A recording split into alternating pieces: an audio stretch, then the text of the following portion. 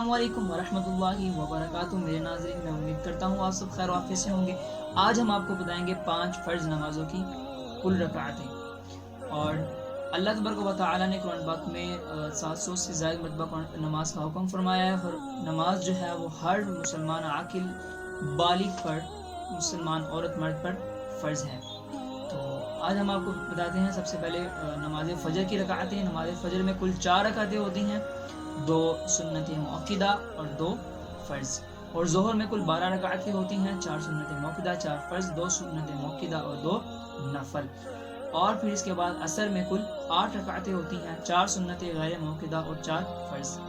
और मगरिब की नमाज में कुल 7 रकातें होती हैं, 3 फ़र्ज़, 2 सुन्नत मुअक्किदा और 2 नफल।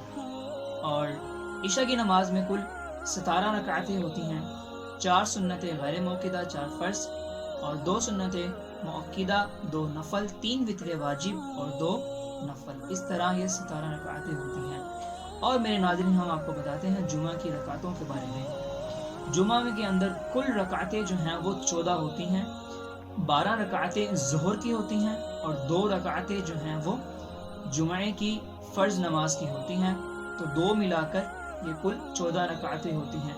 और इनके पढ़ने का तरीका भी हम आपको बता देते हैं। सबसे पहले आपने, जब मुअज़्ज़िन खुतबे की अज़ान देता है, उससे पहले आप, इमाम साहब जो है वो आपको वक़्त देते हैं सुन्नतें अदा करने का, तब आपने सुन्नतें अदा करनी है। तब आपने 4 सुन्नतें मुअक्किदा पढ़नी है। फिर उसके बाद आपने, इमाम साहब आपको 2 फ़र्ज़ पढ़ाएंगे, फिर आपने 2 फ़र्ज़ पढ़ने हैं। फिर इसके बाद आपने 4 सुन्नतें मुअक्किदा पढ़नी है।